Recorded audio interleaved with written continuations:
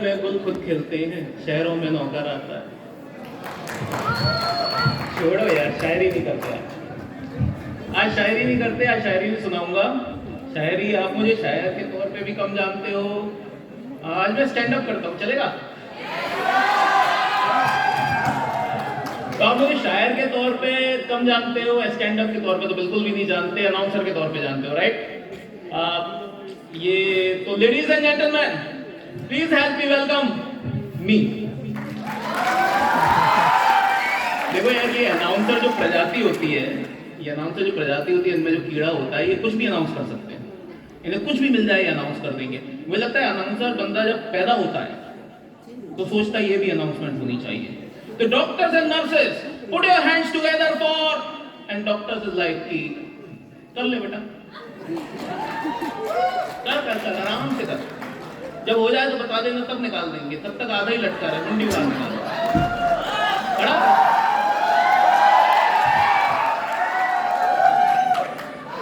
Doctors बहुत खुराफाती होते हैं। डॉक्टर्स एक ऐसी प्रजाति को सोचते हैं हमें जो पता है सब सही है, हमसे कोई गलती नहीं हो सकती। भगवान भी अगर ऐसे लिखेगा तो उसकी प्लेगरिज्म, ग्रामर और स्पेल चेक हम ही लगाएंगे, हम उसमें भी कुछ ढूंढ लेंगे। डॉक्टर देखो, गलती किसी से भी हो जाती है। एक डॉक्टर के पास बंदा गया, परेशान था, डॉक्टर ने एग्जामिन किया तो देखा कि कमर के नीचे उसकी दोनों टांगें नीली हो गई। उन्होंने कहा ओ, आपको डायबिटिक हो, this is a serious case of, आपको गैंग्रीन हो गया है, जहर फैल जाएगा पूरे शरीर में, एम्पुटेशन करना पड़ेगा। तो बोले साहब मैं चलूंगा कैसे? बोले लगाएंगे, प्रोस्थेटिक लेग आते हैं आजकल बहुत बढ़िया, प्रोस्थेटिक लेग लगाएंगे, आप चलोगे। उसका बकायदा ऑपरेशन हुआ, उसे प्रोस्थेटिक लेग लगाए गए। कुछ समय बाद बंदा डॉक्टर के पास वापस आया, बोले साहब ये नकली पैर भी नीले पड़ गए। डॉक्टर बोला ओ, तुम्हारी तो जीन्स कलर छोड़ती है।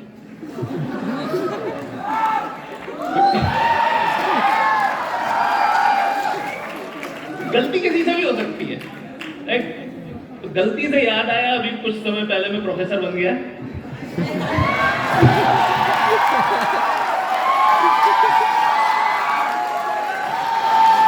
अरे देखो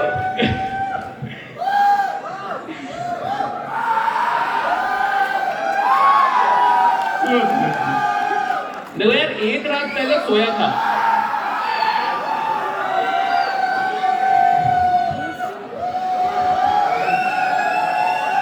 यहां आके कर ले यार, आवाज ज्यादा आएगी।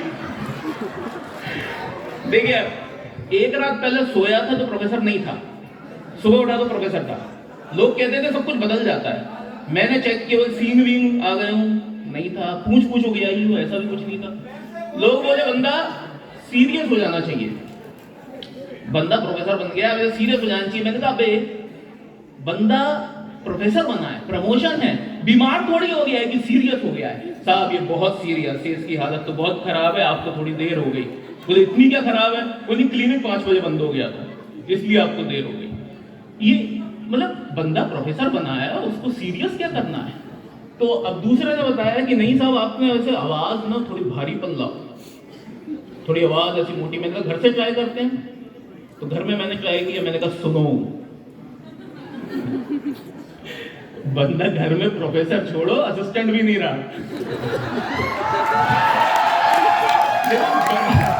बाहर कोई भी डेजिग्नेशन हो, घर में सब अटेंडेंट होते हैं।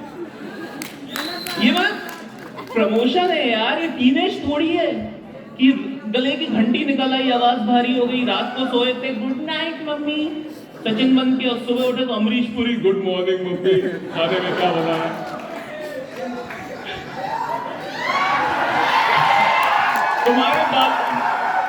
तुम्हारे बाबू ने खाना खाया कि नहीं खाया मुझको नहीं पता है, मुझसे मत पूछो।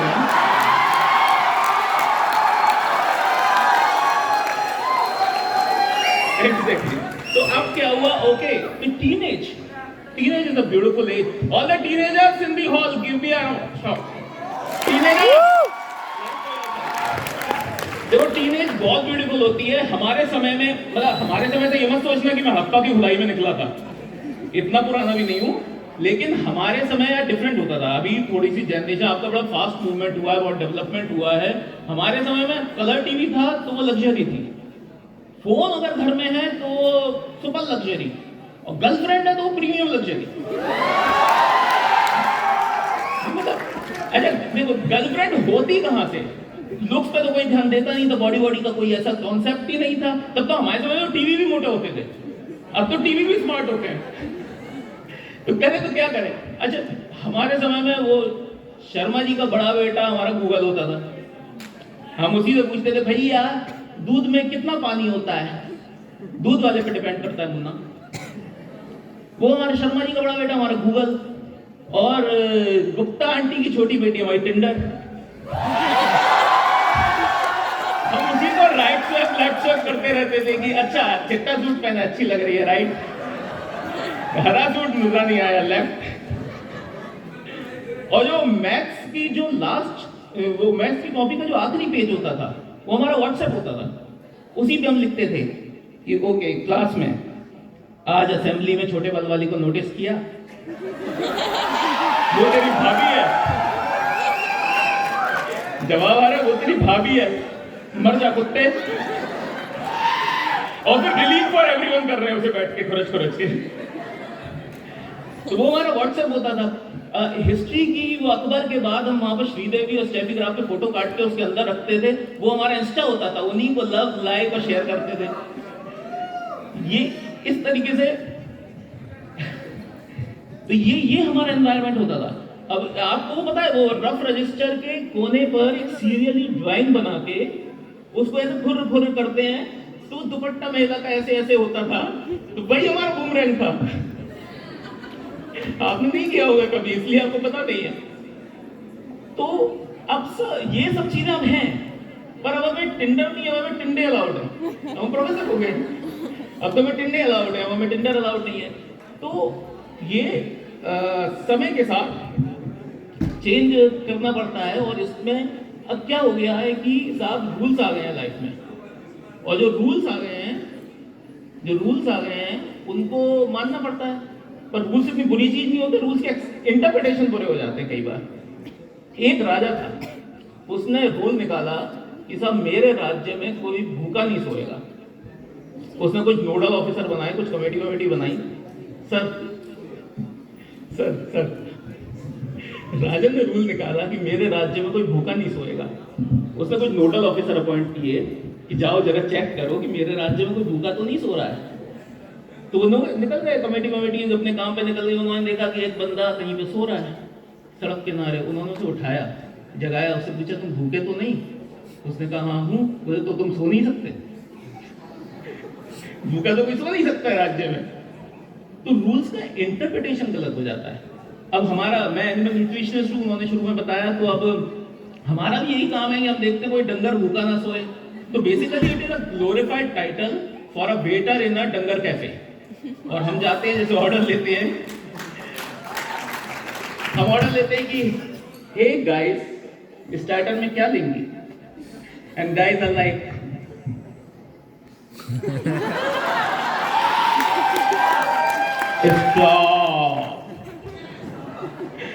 नहीं स्ट्रॉ के रेट बढ़ गए हैं, वो अवेलेबल नहीं है, आपके पास अफोर्ड नहीं कर सकते, आप कुछ ट्री लीव्स लीजिए। तो ये हमारा काम हो गया एज एनिमल न्यूट्रिशनिस्ट। और इसमें मजेदार बात ये है कि ये देखो सीरियस जॉब है, मैं जोक्स में बता रहा हूँ लेकिन सीरियस जॉब है। एक मुर्गी वाला था, उसके एग्जांपल से आप समझोगे।